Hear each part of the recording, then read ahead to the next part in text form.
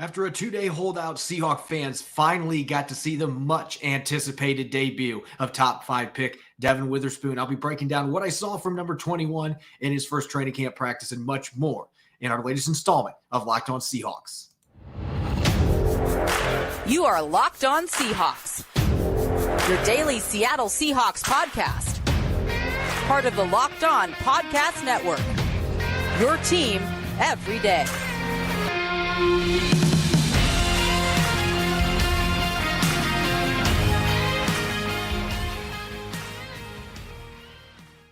Greetings, 12. This is Corbin Smith, host of the Locked On Seahawks podcast, your daily Seahawks podcast, part of the Locked On Podcast Network, your team every day. A special thanks to all the 12s, as always, for tuning in 5 days a week to the Locked On Seahawks podcast, whether you're listening down in Sacramento, California, or in the middle of the country in Omaha, Nebraska. We greatly appreciate your support listening to the show 5 days a week. Day 3 of Seahawks training camp is in the books. It was an exciting day at the VMAC, and I'll say this right now. We'll get to some of the specific details later in the show, but this was one of the most competitive non-contact practices that I have witnessed in my time as a full-time beat reporter for the Seahawks. It was a lot of fun to watch, a seesaw battle between the offense and defense, some really fun plays on both sides of the ball. Looking forward to breaking that down. Plus, I got to catch up with receiver Kay Johnson, third-year receiver out of South Dakota State, for a quick interview today before practice. Some really interesting tidbits about his debut last year, making some key catches down the stretch, and his expectations going into the 2023 season. It's a jam-packed episode coming your way, so let's get to it. Now for your lead story here on our Blue Friday edition of Locked On Seahawks. A few hours today before the Seahawks return to the practice field, the positive news fans have been looking for the last 48 hours finally happened. Devon Witherspoon agreeing to terms with the Seahawks on his rookie contract. It was originally broke by Ian Rappaport of NFL Network, and this is a significant news story for the Seahawks. Obviously, with him being the top 5 pick that he is coming out of Illinois, the unanimous All-American selection, his slotted 4-year, $31.86 million contract. We're talking a fully guaranteed deal and a $20.2 million signing bonus. They were able to agree to terms. Witherspoon signed the contract a few hours before the Seahawks hit the practice field. And as you can see in the picture here on YouTube, standing next to Bobby Wagner, he was chopping it up with the legendary linebacker, trying to pick his brain a little bit. That's a really good person to have in your corner. And so certainly it was exciting seeing Devon Witherspoon on the field. In fact, I was by the tunnel when Devon Witherspoon came out, and you could hear the loud celebration from the 12s in attendance at the open training camp practice. And I think Blitz, the Seahawk mascot, got a pretty good introduction to Devon Witherspoon as well. Take a listen.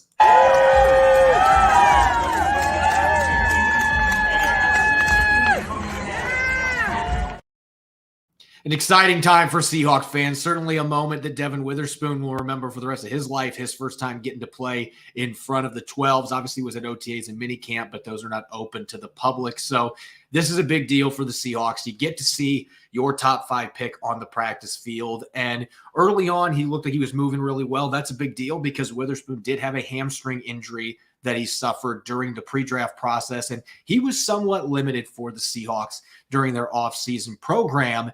And getting him out there today looked like he was moving perfectly fine, was doing a nice job of getting after it on their special teams drills, and was also noticeable when they were doing some of their individual corner drills, pursuit drills. He looked like he was moving at full speed.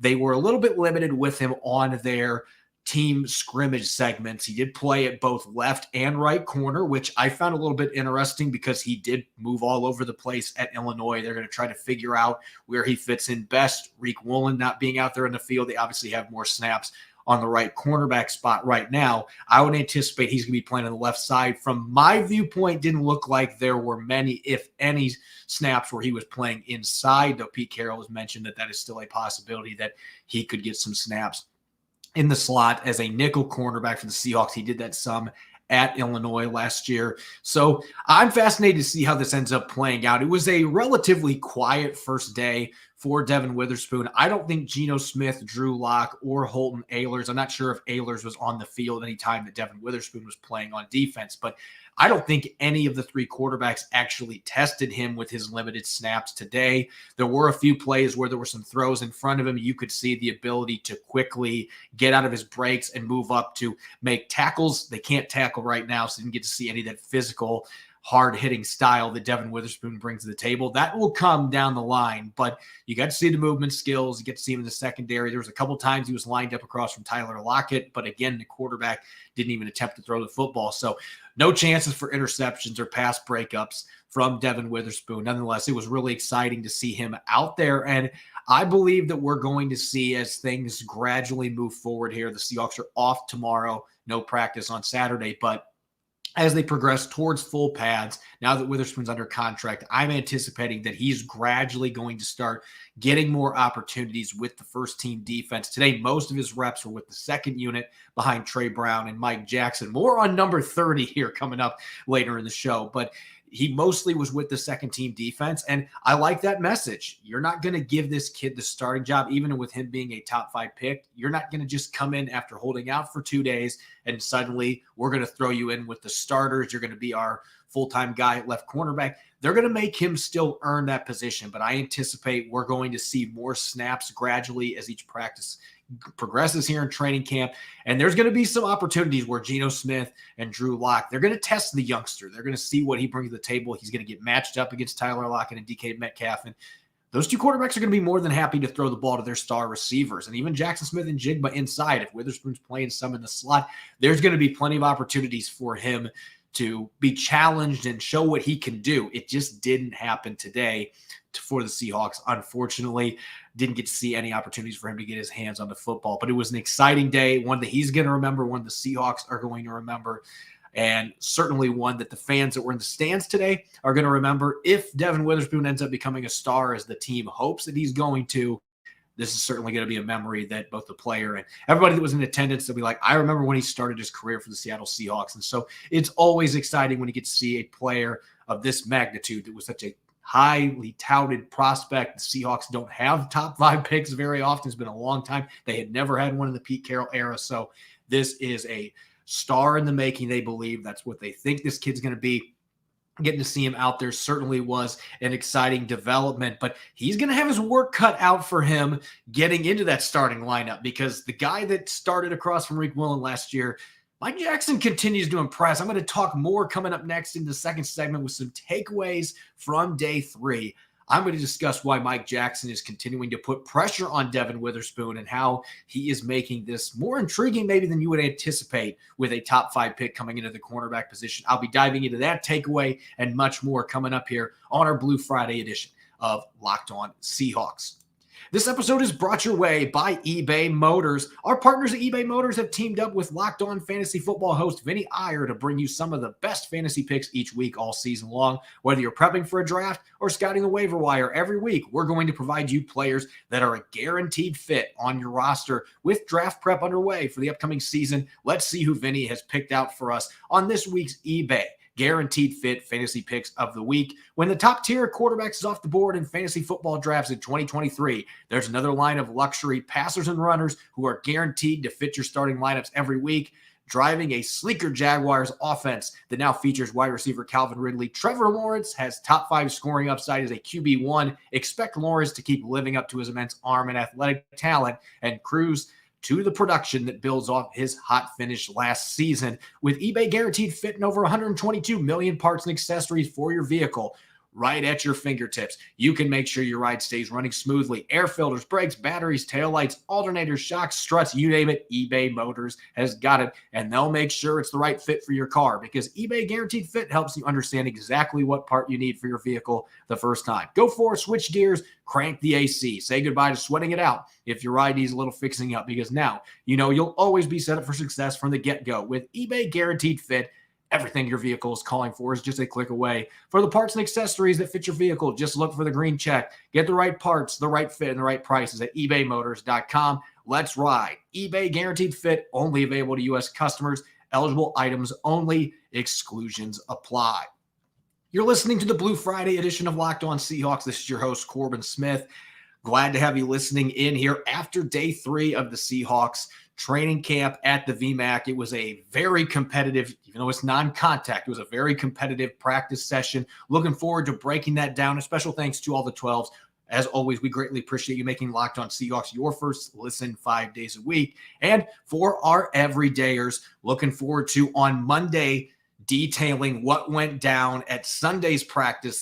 The Seahawks will be back at the VMAC. Maybe they'll be in pads. I think maybe we might see one more non-contact practice as they continue to ease back into football. But it's possible we could see the pads busted out, especially with their first scrimmage coming up on Friday. They're going to have to start accelerating that process and getting ready for actual football. So we will be diving in on Monday to Sunday's practice observations. Make sure that you are listening to the show. It's going to be a jam-packed episode as always. As far as day 3 for the Seahawks, and I've mentioned this a couple of times on the show because I was excited. As a reporter, you're always looking for exciting battles during training camp to play out. And even in non-contact practices, sometimes those end up being a bit of a lull. I would say that yesterday's practice probably fit the bill more, but today this was arguably the most competitive non-contact early training camp practice that I've covered since I've been a full-time beat reporter in the last 5 years. This was an exciting practice, and really the main reason that it was so much fun to watch,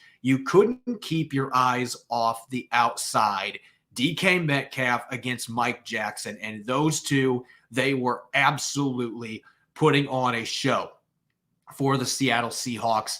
And it really went the entire team scrimmage period. And this is Mike Jackson building off what Pete Carroll called a dominant offseason program. He knows that Devon Witherspoon's there to take his job, but he is not going to give that job up without putting up a valiant fight. And right now he's doing a great job with that. In the beginning of the team session, Mike Jackson is able in the red zone to get a pass breakup, also had really good coverage on DK Metcalf when he was shadowing him on a fade route, and he made it that Geno Smith didn't really have a window to sneak the football in to the receiver. And you can see the technique, you can see the size, and that was something that was apparent last year. Mike Jackson has the size the Seahawks prefer at the outside cornerback position, and he uses it well. His technique allows him to do that. He's physical, even though you didn't see that today. He did yank on DK Metcalf's arm after he got a pass breakup on a slant over the middle of the field.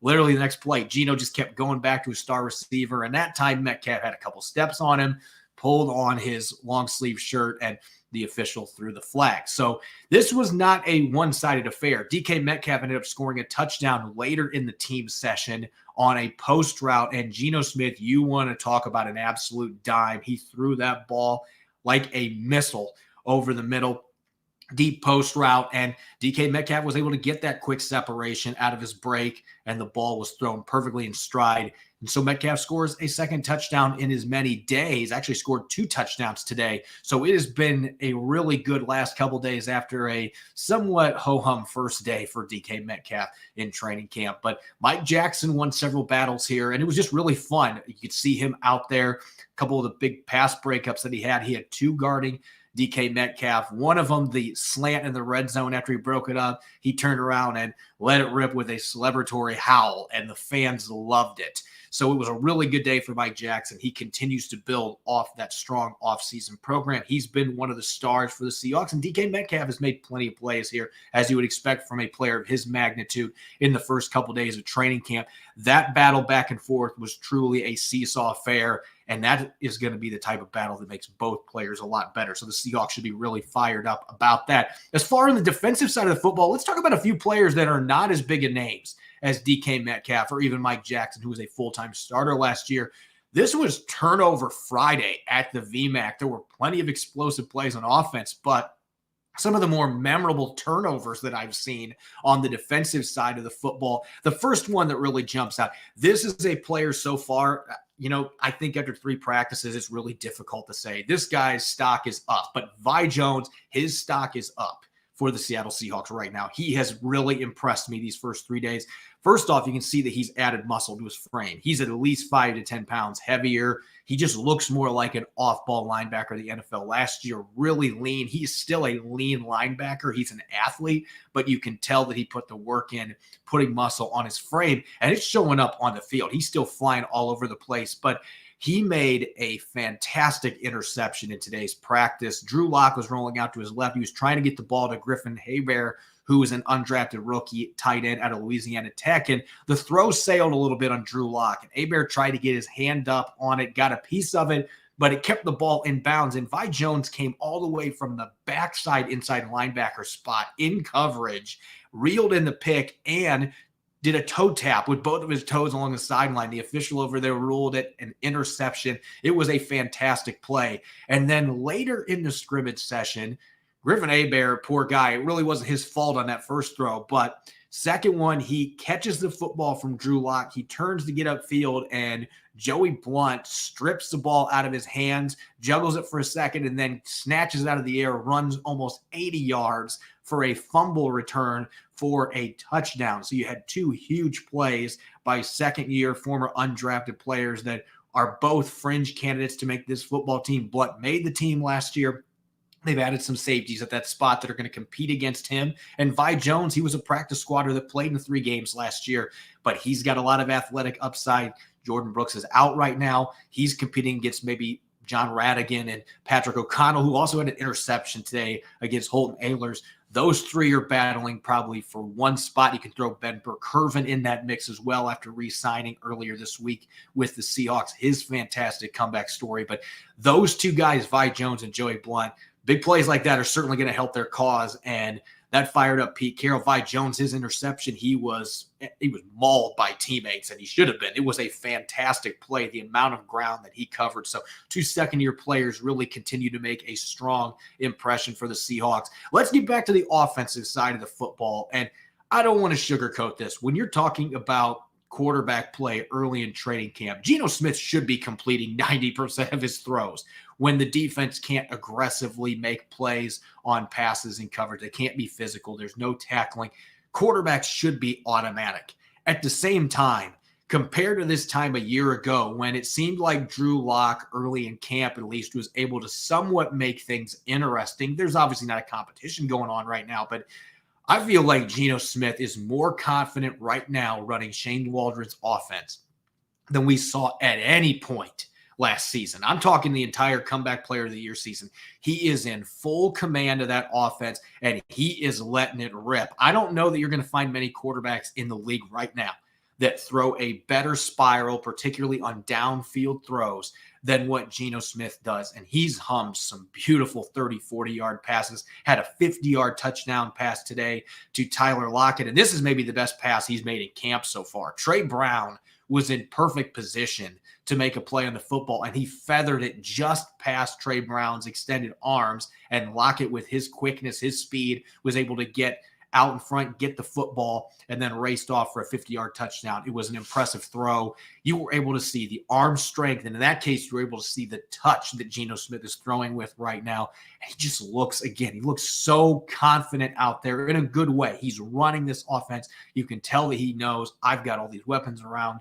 I know how to maximize them. When he has to dump off, he's making smart decisions with the football. So I've been very encouraged by everything that I'm seeing from Geno Smith. For the skeptics out there, again, it's the first 3 practices of training camp. We'll see what happens here as the month progresses, getting into August and we get into preseason games. Probably not going to see much of Geno in preseason games, but we'll see how things progress. But I am very encouraged by what I see right now. This looks to me like we've got a quarterback here that is ready to put last year's numbers back up on the board and maybe be even better. If he's able to get the football to his standout players the way that he is doing so far, the way he's facilitating this passing offense should fire up Seahawks fans. And going back to defense, let's talk about one more player who I feel like this is a yearly conversation when it comes to Myles Adams.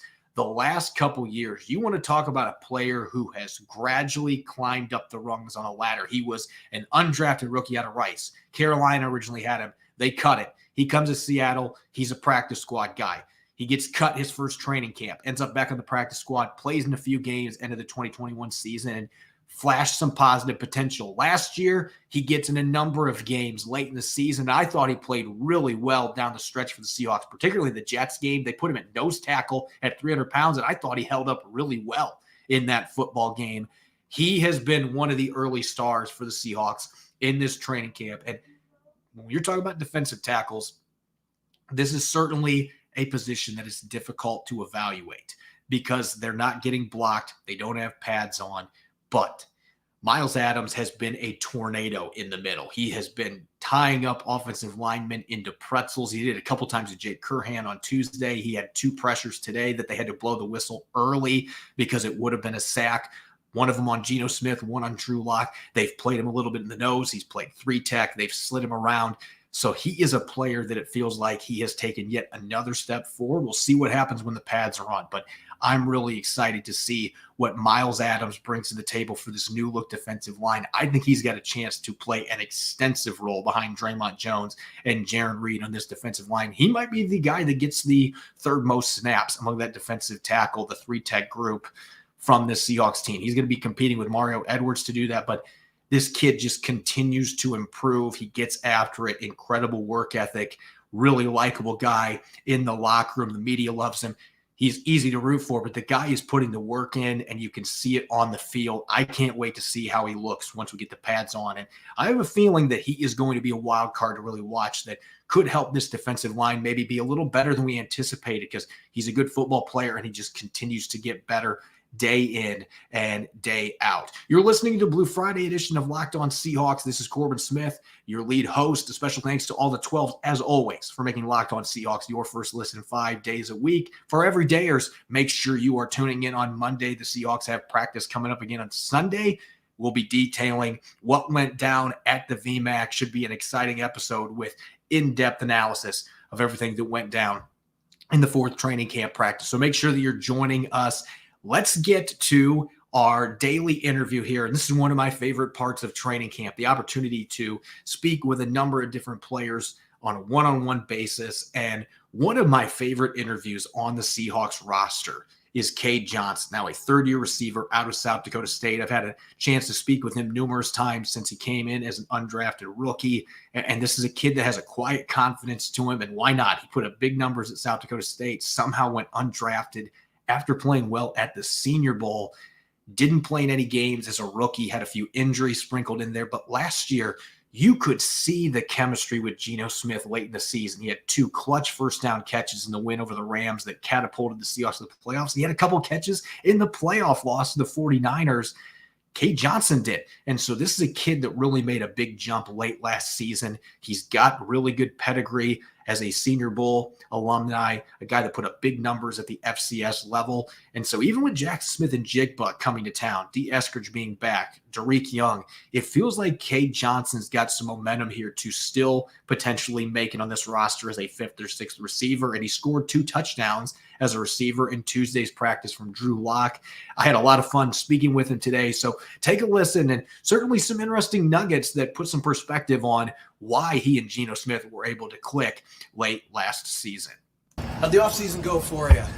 It was good. I mean, I was coming back from I was dealing with like some patellar tendon stuff, but other than that, I got that cleaned up and everything is good. So it was a good offseason to just be able to work and have something to build off of. So it was good. It went by fast, but it was good. How much work were you able to get in? Was that something that you had to sit out for? No, not really too much. It was something where, it just happened, and it was like something you clean up after the season. But other than that, I was good, and I was working out from January all the way up until camp started. So it was a good time to just be able to get away and spend time with my family. And then I have a really good trainer in Omaha, so he's always working me out hard. So it was a good offseason. I know how to be exciting for you at the end of the season when the Seahawks are trying to get to the playoffs, and you're able to not just dress but get your first couple catches there. And what was that experience like for you?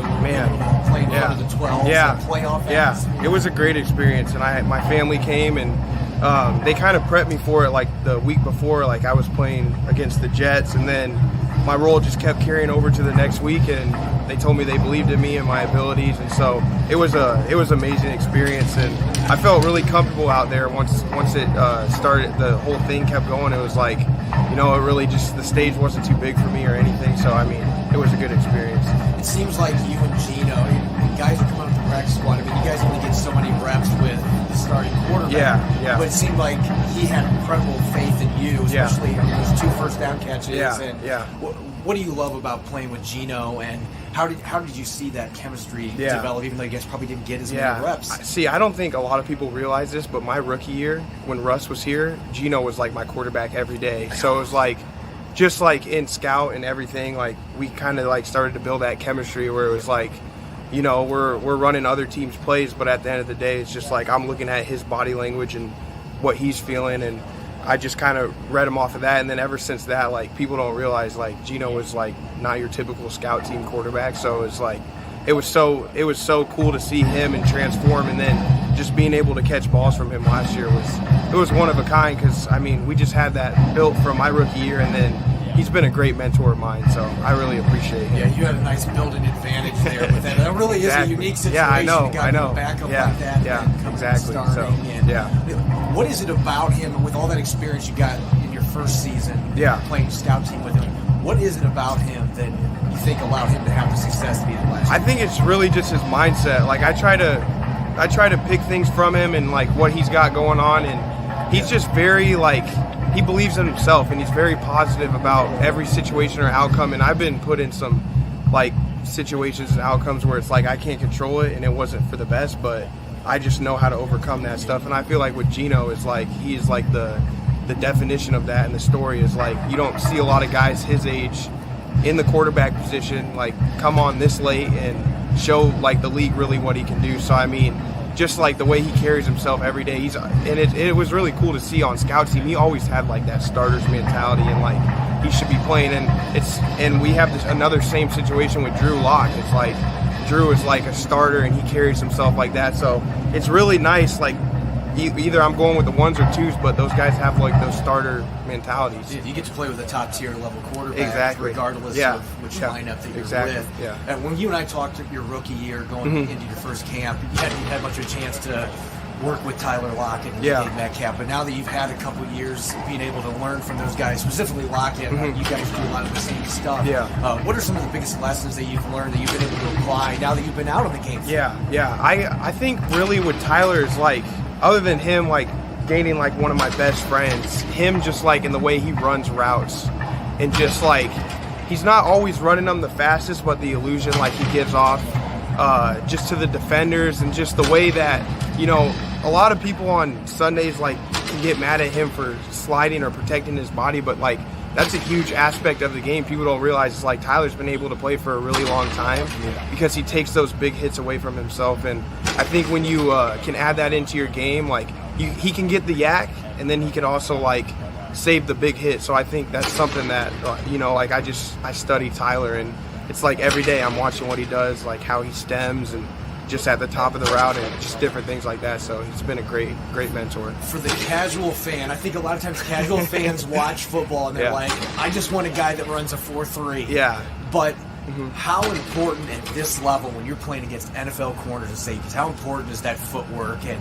getting out of your stem properly? Like, how much does that set apart the best receivers? It's honestly everything, because you can have receivers out here that are running 4.5s, 4.6, but they know how to stem the top of a route or break off the DB at the top, and it's like just a little bit of separations. Like, DBs in our league are so good, and like the margin for error is like very slim, and they're all fast. Like, they're fast, and they know how to flip their hips and break on balls and stuff like that. So I think the stems and the routes is like just as important. And then you got a freak like DK who can do both, and I feel like that's why he's had a lot of success in the league, because he's able to create separation, and then he's got your 4.3 speed. So it's like, it's just things like that. Is like, you really just once you catch on and learn, I mean, you just become a confident player, and I feel like I've been able to do that. It's year 3 for you.